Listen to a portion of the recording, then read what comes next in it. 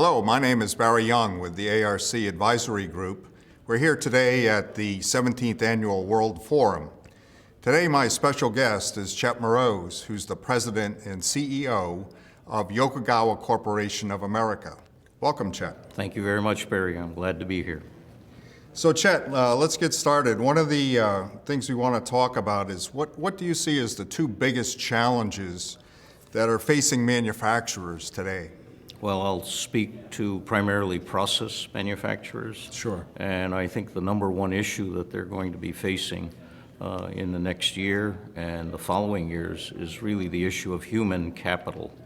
Where are they going to find all the people that they need to do the projects that they have, the operations of the new plants and the maintenance of the new plants? And there is significant demand for engineering resources right now throughout North America because of our shale gas boom, as well as the downstream effects of that for new petrochemical processes and LNG. So we've had a lot of technology discussion here today at the forum. What do you see as the technology, what's the most important technology that Yokogawa has in going forward here? Well, there's two of them that come to my mind. One of them is very much discussed in this entire forum, and that's predictive analytics, data analytics, or pattern-based data analytics, mathematical techniques for modeling, simulation, statistical analysis. So we see that mathematical knowledge or capability as being extremely critical to some of the future products and services we're going to offer. So a combination of data analytics, adaptive optimization, and agent-based simulation are techniques we're looking into right now. The second area is primarily in our instrumentation and analytical instrument business. Since we acquired 4 years ago a laser analyzer company, the results of that have been very encouraging and have entered us into multiple new markets. One of them is energy management and combustion control. And we see more capability for that technology, tunable diode lasers, as well as looking at new techniques in near-infrared spectroscopy, particularly Raman technology. Another hot topic here has been energy at the forum here. So I know it plays into Yokogawa's strength, and what are you specifically in detail doing in the energy field? It was the subject of our press release on Monday, and it was received with quite a bit of interest. We created a strategic alliance with the Soteka Visual Mesa software package, which is probably the premier software for energy management in refining and petrochemicals. And it not only provides for tremendous energy efficiency and savings, but also helps in compliance to really the emissions requirements in carbon and CO2 and NOx. Now, innovation seems to be the lifeblood of companies. So what is Yokogawa doing with innovation, your R&D budget and things like that? Right. Innovation, my favorite word this year. What we're looking at is really the father or mother of innovation is intellectual property. And some people consider intellectual property only patents. We're looking at everything, trademarks, trade secrets, know-how, lessons learned, best practices, and things like that. So what we're going to be instituting is a very rigorous IP policy throughout Yokogawa globally.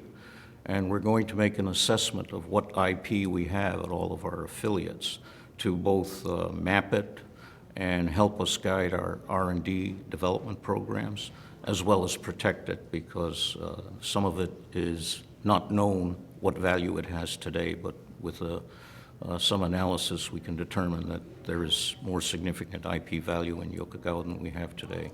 So from an R&D budget point of view, it's going to help us focus our R&D and get more effect out of what we're spending. Okay, good. So we were talking about end-user process plants. One of the major challenges they're facing is having services, and they don't have the people to do all the services that they need for automation systems. How can Yokogawa help them? that it's not just the amount of people, it's also the remoteness of many of the facilities that they're building. So we've introduced a new offering called VPS, for Vigilant Plant Solutions, Remote Services, which is an internet-based monitoring of all of our systems and equipment. And from that, we bring subject matter experts in that at some centralized location to support these systems without plant visits. And in addition to that, we're also creating really performance-based services. In other words, helping the client and the customer use the system they have in terms of better control loop tuning, better advanced control optimization type techniques, and sustaining them with that service. Good, good.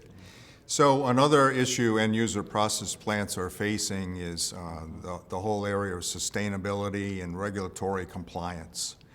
Does Yokogawa have a way to help the end users with that also? Excellent. It really falls into our whole strategy around combustion applications and energy management that we've developed over the last few years and what we announced at this forum. First of all, a year and a half ago, 2 years, we developed our Combustion One solution using our laser analyzer, which is the world's fastest measurement of oxygen in the firebox of furnaces and boilers, which allows you much tighter and better combustion control, energy efficiency. But it has another capability, which is that combined with our safety system, it complies with the API 556 guidelines for fired heater safe operations.